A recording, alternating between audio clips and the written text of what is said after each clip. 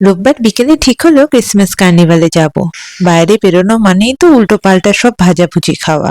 তাই ভাবলাম বেরোনোর আগে একটা ব্যবস্থা করে নিই। আজকে যে স্ন্যাক্সটা বানাবো সেটা হেলদি অ্যান্ড টেস্টি। বাচ্চারা টিফিনে পেলে এটা একদম চেটেপুটে খেয়ে আসবে, আর বড়রাও কিন্তু খুব এনজয় করবে বিকেলে। এর জন্য কিছু সবজি আমি নিয়ে নিয়েছি। এখানে কিছু পেঁয়াজ, ক্যাপসিকাম, গাজর, তোমাদের কাছে বিটরুট থাকলে বিটরুটও দিতে পারো, যে কোনো সবজি, বাঁধাকপি সবকিছুই দেওয়া যায়। আমি নিয়েছিলাম পেঁয়াজ আর ক্যাপসিকাম আর কিছুটা গাজর। এইগুলোকে একদম ছোট ছোট করে চপ করে রেখে দিয়েছি। গাজরটাকে ভালো করে গ্রেট করে নিয়েছিলাম, একটা ছোট গাজর নিয়েছিলাম, পুরোটাই দিয়ে দিয়েছিলাম। এর সাথেই নিয়েছিলাম কিছুটা কাঁচা লঙ্কা, ধনেপাতা, আদা বাটা। শীতের বিকেলে চায়ের সাথে বলো কি বাচ্চাদের টিফিনে এই রেসিপিটা কিন্তু একদম হিট। এবার এর সাথে নিয়েছিলাম কিছুটা ভেজানো মুগ ডাল।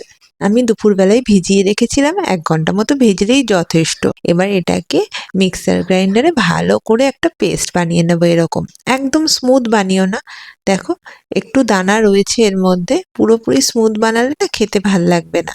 আমি এর মধ্যে নিয়েছি কিছুটা ছানা। এই ছানাটা কিন্তু আমি ঘরেই বানিয়েছি, তোমরা চাইলে পনিরও ইউজ করতে পারো, তবে ঘরে বানিয়ে যদি ফ্রেশ ছানা ইউজ করা যায় সেটা খুব ভালো হয়। তার সাথেই নিয়েছি যে সবজিগুলো রেখেছিলাম সেই সবজিগুলো, পেঁয়াজ, ক্যাপসিকাম, গাজর, কাঁচা লঙ্কা, আদা বাটা, আর খুব প্রয়োজনীয় একটা ইনগ্রেডিয়েন্ট, এই হচ্ছে 1 বাটি ছাতু। ছাতু দিলে কিন্তু খুব হেলদিও হয়, আর এটা কিন্তু যথেষ্ট পেটও ভরে। সাথে দিয়েছি কিছুটা চালের গুঁড়ো, নুন, হলুদ, গরম মশলা আর আমচুর পাউডার। তোমরা চাইলে লেবুর রসও দিতে পারো, আর চালের গুঁড়োর জায়গায় কিন্তু সুজিও দিতে পারো, কোনো অসুবিধা নেই। আর দিয়ে দিলাম ধনেপাতা।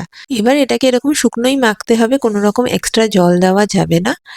এটাকে এবার নিজের ইচ্ছা মতো শেপে বানিয়ে নিতে হবে। হাতে একটু তেল মেখে আমি এরকম করে গোল গোল করে করে রেখে দিয়েছি।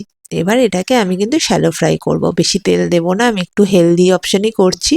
তো তোমরা চাইলে ডিপ ফ্রাই করতেই পারো, কিন্তু অল্প তেলেই করা যায়, কারণ এটা বেশি তেলও টানে না, হয়ে যায় দিব্যি সুন্দর। যারা এটাকে আরো হেলদি বানাতে চাও তারা চাইলে ওটসের আটাও ইউজ করতে পারো, মানে আমরা যে ওটস খাই সেটাকে যদি একটু মিক্সার গ্রাইন্ডারে গুঁড়ো করে নাও সেই জিনিসটাও দিতে পারো, সেটা আরো ভালো হয়। আমি ছাতুটা ইউজ করি কারণ ছাতুটা আমাদের এনার্জি দেয়, আর আমাদের খিদেটাকেও কন্ট্রোলে রাখে, কারণ এটা অল্পেতেই পেটটা ভরে যায়, এটা হজমও হয়ে যায় খুব সুন্দর মতো। আর যারা ওয়েট কমাতে চাও তাদের জন্য এটা পারফেক্ট স্ন্যাক্স, কারণ ওয়েট কমাতে গেলেই সবার আগে আমরা তেলে ভাজাটাকে ছেড়ে দিই। দেখো এটায় কোনো তেলও টানেনি, অথচ দুপিঠ কি সুন্দর বাদামি করে ভাজা হয়ে গেছে। এই রেসিপিটা একদিন অবশ্যই ট্রাই করবে, আর কেমন হলো সেটা আমাকে জানাতে একদম ভুলবে না। কমলিকা হোম কিচেনের একটা নতুন রেসিপি নিয়ে খুব শিগগিরই দেখা হবে।